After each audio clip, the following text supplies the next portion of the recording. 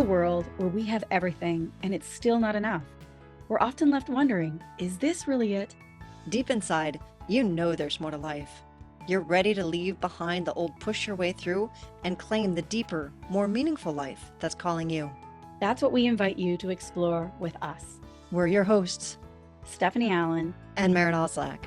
And this is the Soulful Leader Podcast. Yay! Welcome back to the Soulful Leader Podcast. I have a question.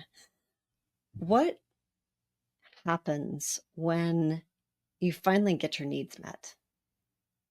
That's something I've been thinking about a lot lately because we're so busy trying to get our needs met. We scramble after enough money and enough love and enough this. And what would it be like to be enough, to just be enough? And one of the reasons that I was thinking about that is that they've done all kinds of studies that show that once a person, a family gets to subsistence level, meaning that they've got their bills paid, they've got this, they've got, that they're not worried about paying their basic living bills, that more money doesn't actually improve their life. And yet we strive after all this outer, more money, more this, more that. We're so conditioned to just get more that I wonder, do we even know why we're trying to get more? And the reason this is again coming up for me is we're in this inner mastery series that we've been doing. And one of the things about that is that the inner, there's a wonderful book by a Sufi mystic. And it talks about go for everything that you want. It's like mastery through attainment, I think is the name of it. And it's like, go for everything that you want, because at the end of it, you'll realize that that's not all that outer stuff that we go after, the accolades and the money and the houses and the boats and the relationships and the this, none of it is really fulfilling. What ends up being fulfilling, what really we're here to do, is to know who we are, to go inside and do the inner work. Yeah, and what is that inner work? I was just recently watching something on Will Smith, and he talks about, we're quite familiar when someone hits rock bottom, whether it's from an addiction or, a long string of things that happen, and then finally they just say, that's enough. We know what rock bottom is, like when we said, that's enough. But he was also referring to cliff top, like literally reaching the top of your field or having more than enough. And, you have the overabundance of anything, and it still isn't making you happy. So it's the other side of rock bottom is cliff top. And I loved what he was saying. He was like, until you can look inside and ask yourself, who am I without all of that outer? Who am I? And do I still like or even love myself without all of that outer accolades, outer abundance, outer whatever that might be, relationship or things, or it's like, who am I without all that stuff? And can you be with that? Can you sit with that? And it's like, that's looking at that inner sanctuary inside of where you can go and rest, where you can cultivate and a question and being with that instead of pushing it away, trying to look for it outside yourself. And I think that's what we're talking about in inner mastery is like, do you have a way in that isn't through pain and suffering? Do you have a way in that's through more joy and inspiration? Yeah. That you get to look inside without have to looking inside, So you can be on that cliff top and not tumble off of it to rock bottom in order to find yourself, in order to, find that inner mastery, that inner sanctuary. I love that word that you used, absolutely. Well, even beyond the cliff top or the rock bottom, that there is a timelessness space where where you can be nourished and you can be cared for. And it isn't about the outer cliff top or rock bottom. It's like, wow, like like you said earlier, what if you were just what if you already were enough? There wasn't anything you had to strive for. That you are it. And it's great. We this is our fifth podcast on inner mastery, and one of the things we wanted to talk today about is shadow. And I bring it up because it's a path to exactly what we're talking about. It's one path. There's multiple paths. And anytime we say we want something in the outer world, I want to lose weight, I want a boyfriend, I want more money, I want a house, I want a boat, I want a whatever. Everything that's not that, everything that challenges us comes up on our way to attaining those things, that thing, which is why the Sufi mystic says, like, go for it, go for all of that stuff. And here's a path, is that becoming more aware of the things, like, we become aware of, okay, I want the car, and then we're kind of pissed off and annoyed and angry at all the stuff that gets in our way of getting the car. Another alternative would be to go, aha, I want the car, which means that in the process of going after the car, I get to deal with all the shadow pieces that come up that are in my way, that are in the way between me and that thing that I want, which means now I become a different person. And in the end, I might not even ever want the car, because the whole purpose of wanting the car was not to get the car. It was to become the different person. Yeah, and And I think you're bringing up a different person idea too, because part of the shadow is that we created an adapted self, mm, an alter self, in order to be loved or accepted or performance to be able to get our needs met. yeah, And that we're not saying that you become a different self, meaning an adapted self. We mean to become more of your true self. yeah. That it's not about the mask. It's about taking off the mask and really being seen, really being heard, not by outside, by other people, but by yourself. To really look inside and see those parts and not try to humiliate, to annihilate them or push them away, but to actually embrace them and know that there are parts of you that at one time or another were afraid. And so created a mask or an adapted self. And now it's about being able to take that off with love and kindness and let that part heal. And it can So sound that, scary. It well, can be really scary and uncomfortable, but it can also be so extraordinary. Like you'll get so much more life force back, so much more energy, time. and again, to go back to, we can either do it when we hit rock bottom, because that's what rock bottom is where we get so lost that we can't do anything but look inside. Or we can do it along the way and not have to. So it can be scary. It's much scarier to hit rock bottom, or to be alone on cliff top thinking, is this it? Mm-hmm. Like I've achieved everything there is to achieve, and I still feel like crap. I Yeah. still feel alone. I still feel empty. I still feel, and I just can't consume enough, right? Mm-hmm. And so having a practice, having some sort of a process is going to allow you to do that incrementally, so that you don't have to be whacked upside by the brick,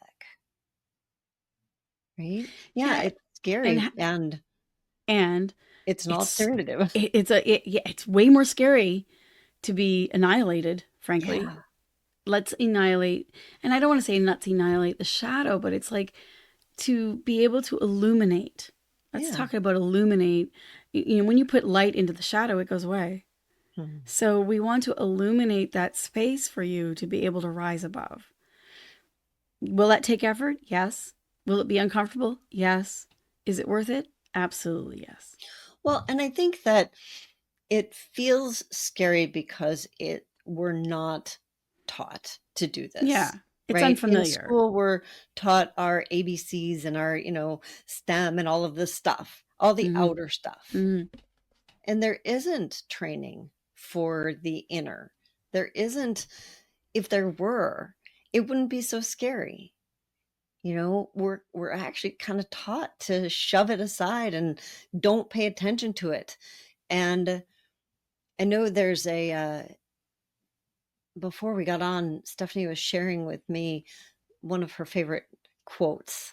Yeah, one of my favorite quotes is 90%, 97% of what we manifest in our life, like what we create in our world, doesn't come from what we do. It comes from who we are, meaning that 97% is our inner narrative, our thoughts, our beliefs, the way that we behave internally within ourselves. Like we think, oh, in order to get, more money or in order to be physically healthy and well, I need to work out or I need to get a job and those things are true. I'm not saying they're not true. It's just that we tend to neglect the 97%, which is the life force within, which is a heck of a lot of energy that you don't have to work so hard in the outer world to make something happen. What is being required is working inwardly to basically look at what are all the things that are standing in the way between where I am now and where I want to be.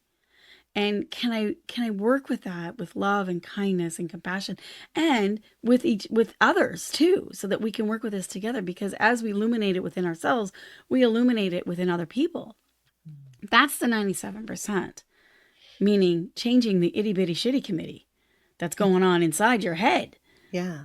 And that, like, so let's just, as an example, let's use like losing weight. Like we tend to focus on, oh yeah, I want to lose weight. Well, I always say, I don't want to lose it because I don't ever want to find it again. Once it's gone, I want it to stay there. So I always say, I want to actually lighten up. So when you look at lightening up, you might think of the scale of lightening up in the way of physical weight, but it might be lightening up in the way of our humor, in the way of our lightheartedness, in the way of playing more. Like there's so many other things that means lightening up, which is going to change my body, by the way. But I have to go inside and look at, well, what do I believe about playing? What do I believe about resting and being still? What do I believe about, having a sense of humor? Like if I have some sort of narrative that says, "Oh no, like to just play is to vacate my life and I really am not being productive." Hmm. How do I know? Look, I'll tell you, if I was playing, I'd be dancing and surfing and hiking. And do you think I might lighten up? Yes, I think I'm going to lighten up not only in my heart and soul, but also in my body.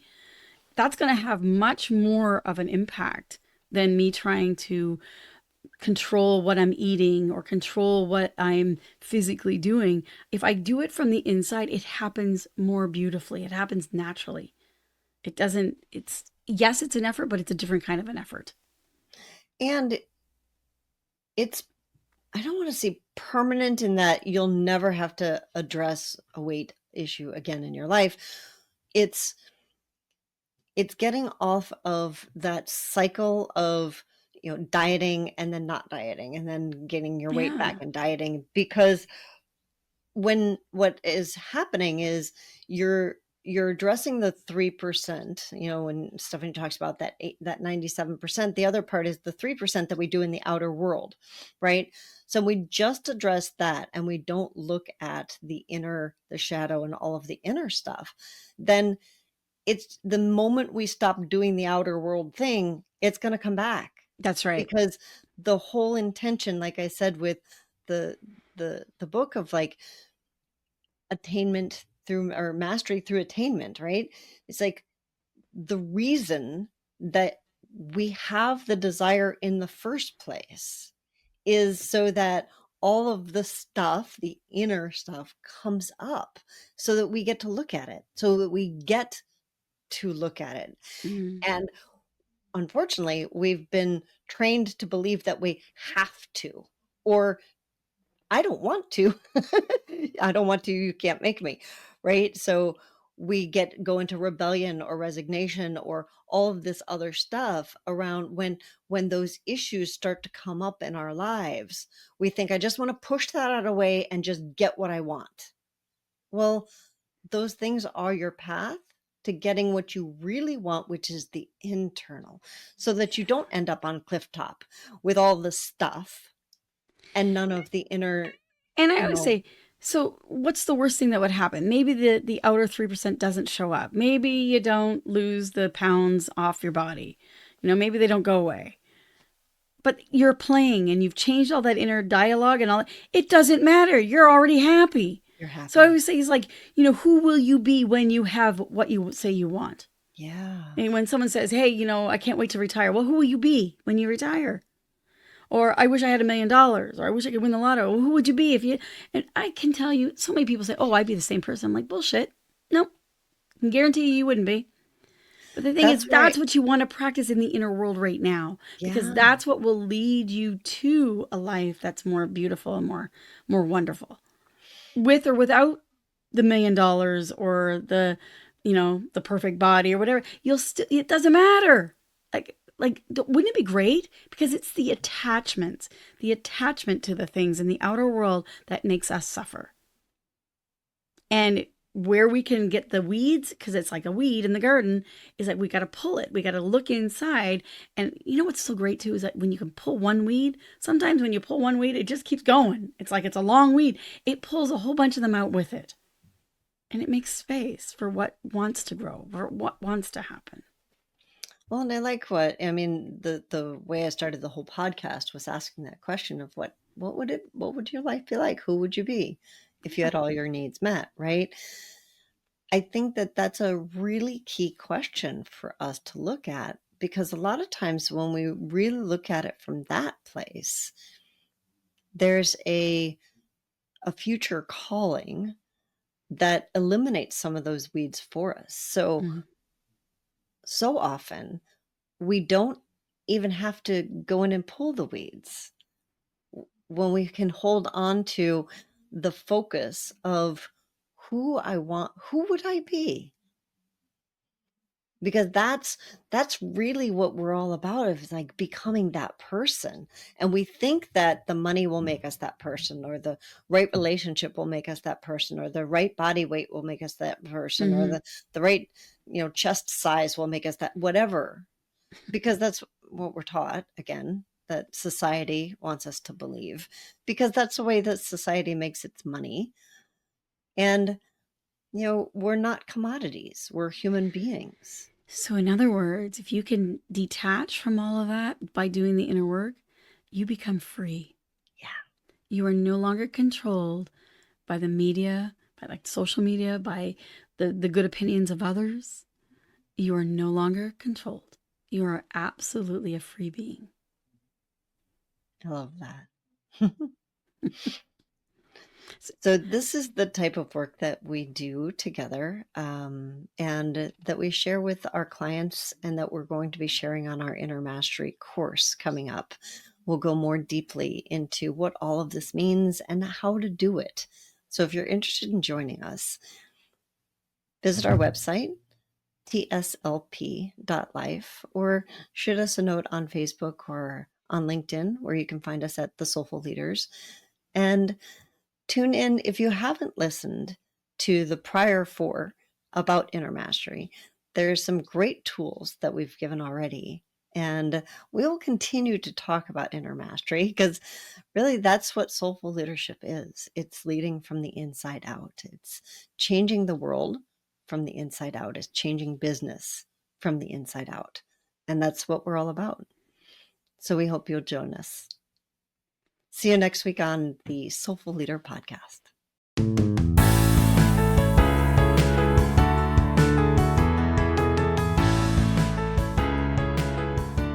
And that wraps up another episode of the Soulful Leader Podcast with your hosts, Stephanie Allen and Maren Oslack. Thank you for listening. If you'd like to dive deeper, head over to our website at thesoulfulleaderpodcast.com. Until next time.